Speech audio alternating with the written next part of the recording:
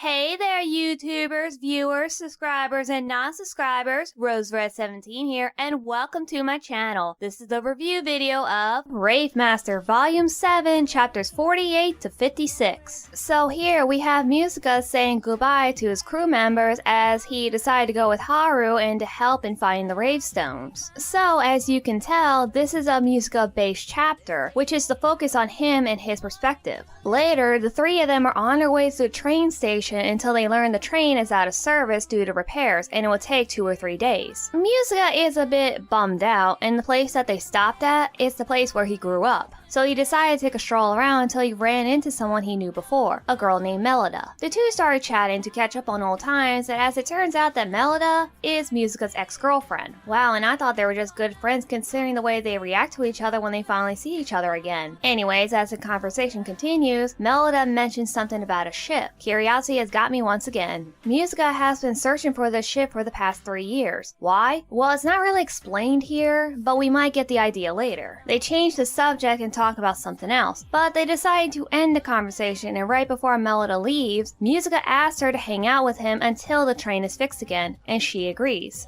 But then the next day, the train was already fixed, and Musica rushed out to see Melida once again as he ends up at her house. She stared at the ring that he gave her, but then she heard the news about the train being repaired, and on the next page we see Musica already on the train telling Haru and Ellie to hurry it up. Jeez, man, do you not realize they were waiting for you? Anyways, with the train fixed and the three of them are set off to their new adventure, with Melida staring into the wind. Now the next chapter is going to be...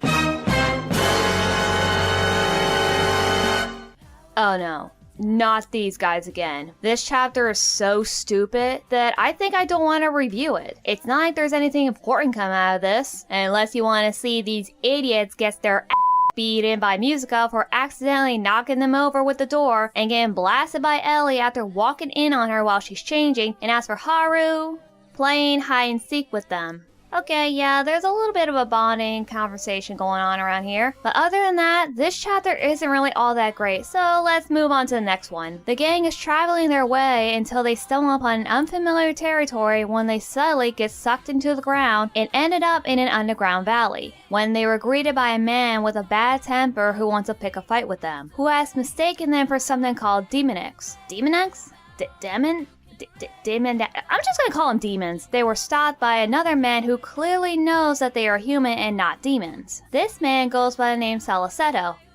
Try and say that name 3 times fast, and greets him with a more polite and proper introduction. He tells him the story about the underground town and that it's protected by a holy force created by a woman named Lady Remy. However, her protection isn't exactly perfect as there are loopholes within the barrier, and that the creatures known as the demons keep on slipping through. Haru, Ellie, and Musica decide to help fight off the creatures, and Saliceto notices a stone on Haru's sword and realize he is the Rave Master. He is willing to introduce Haru and the others to Lady Remy, who turned out to be a descendant of one of the 4 Knights of the Blue Sky. And before that, Saliceto mentioned the name Gale, who is the person that he and the others from this town want to kill. Haru was shocked by the name and easily dismisses it as a coincidence. But then, by the end of the chapter, we see Gale Glory fighting off an army of men who seem to fear him. Now on to the next chapter, they meet with Lady Remy Melsky, who turned out to be the granddaughter of Sela Melsky, one of the 4 Knights of the Blue Sky. The crew were admired by her youth and beauty, but then was told to pay respect as Haru and Ellie bowed their heads and was forcing Musica to do the same. But Remy told them to relax as she told them the story about how the demons target their city as it is the hidden place for the Rave of Combat. Remy and her people build this city and create the force field to protect the Rave, and because of that, her people and the demons have been at war for the longest time. So she asked Haru to join the fight, but Haru will only accept it if she gives him the Rave. She refused to tell him the location of the Rave for some reason, and then Ellie asks if the monsters are connected to the demon cards. But they are not familiar with the name as they've been underground for so long, they don't know what's happening explain on the surface. Haru explains who the demon cards are and what they are after. Saloseto suggests that the demon card members are behind this because of the rumor about the object that Gale possesses is known as a Shadow Stone. And so once again, Lady Remy asks Haru for his help, but then suddenly Haru decides not to help them, which angers Lady Remy and calls him a coward, as Saloseto wants to know the reason why Haru wouldn't help. Haru didn't say anything, he just turned around and walked away as Ellie went after him. They try to get answers from Musica, but even he doesn't know what Haru is thinking, as Remy believes that the blame is on her. But Musica reassures the situation and telling them that it's nobody's fault, and willing to get the answers for them. Then tries to make a move on her, but gets slapped in the face afterwards. Lady Remy feels guilty inside, not for slapping Musica, no, he kinda deserved that. No, I'm talking about that she thinks she might have prevented Haru for not helping them, but her friends told her that he's going to deal with the Rave Master, while Musica was hiding behind a wall and heard the whole conversation. Meanwhile, Ellie is out there looking for Haru but has no such luck and gets pouty about Haru just suddenly running off like that, and she becomes more concerned about his whereabouts. Now at the villain's hideout where the demons are announcing the arrival of Master Gale, Haru are above the rocks looking down the villains, believing that his father is really there. Haru screams for his father as he runs down the hill ready to fight through the army of villains. But before that, we get a little flashback of when Haru was younger and what he was like after his father left, which seemed to upset him at first, but then realized what an amazing sister he has, and he said to himself, why do he need a father when he has a sister like her? Back to the present, Haru is fighting through every enemy one by one and takes out most of the army, even the big guys like him. By the end of it all, Haru has taken down at least 500 men, and one of the guys became desperate to call for Gale. Haru isn't stopping, as he is gaining more injury to the point where it seems like he's about to pass out. Somewhere in the distance, we see Shira talking about how Gale and Haru could change history, and Haru will discover the truth about his father. Back to the battle, Haru is struggling to keep on his feet with all the injuries, which upon himself wanted to see his father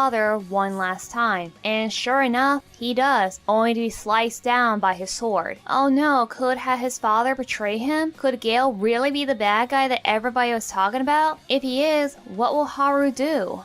Now back in town, Ellie and the others are still looking for Haru. Musica believes that he went off on his own to face his father and demands to be taken to the Tower of Din. He told them that there is a chance that Gale is Haru's father. Remy talks about a prophecy of the names Haru and Gale, which translate into another language, wind and storm, and that they are meeting who can change the world. Remy wishes to go to the Tower of Din to witness it herself, and now everyone is ready to help Haru. Back with Haru getting attacked by his father, and all the enemies are praising him as Gale continues to attack his son as he defends himself. But little did Haru know is that Gale wasn't attacking him, he was attacking the creature behind him, as it turns out that Gale was saving him from that creature. It also turns out that the enemies they were praising wasn't Gale Glory, but Gale King, which is discovered that there are two guys named Gale. Gale King is the true leader of the demon cards, and the one with the Shadow Stone, and the guy that Gale Glory has been desperate to fight all these years. It is also discovered that Gale King isn't his real name. It's actually Gale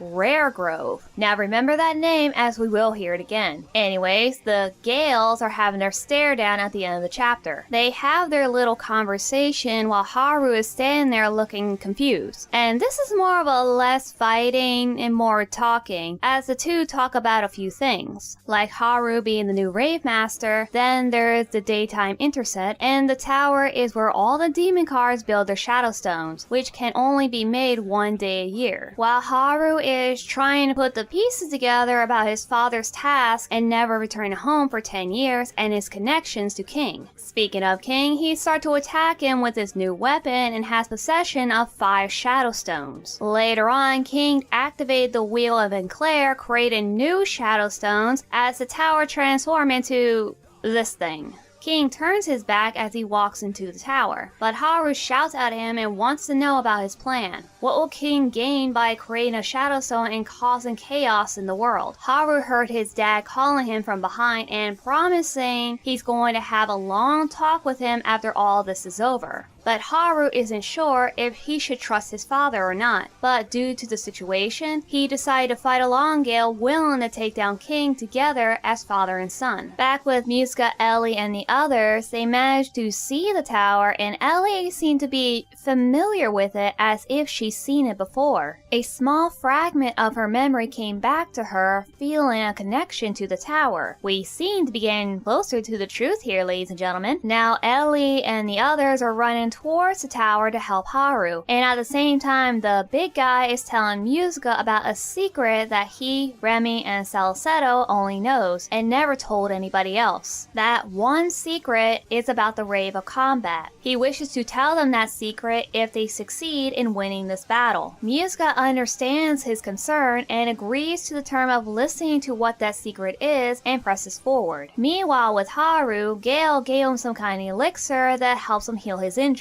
And after a little father-son bonding time, they both run up the stairs. Now after the fight with King, Haru and Gale said they will go back to Garage Island together. Meanwhile, King finished creating the ultimate Shadow Stone and summoned the 5 Palace Guardians as he is waiting for both Gale and Haru to come face with him, and that ends the volume. I gotta say, there's a lot I remember from the anime, although it was less gory than this when Haru fight against all those baddies. But that's censorship for you because, you know, had to keep it clean for the kids, right? Overall, this is just another good volume in my opinion. There are some stuff that I am interested in, and there are other stuff that I am not. For example, these guys. Why? Just why? Well then everyone, thank you so much for watching, and if you are new here, you can subscribe to this channel, and you can also hit that notification button for more updates on my newest videos. And don't forget, you can check me out on Twitter, TikTok, and Discord, and I'll see you all in the next video. RoseRed17 out.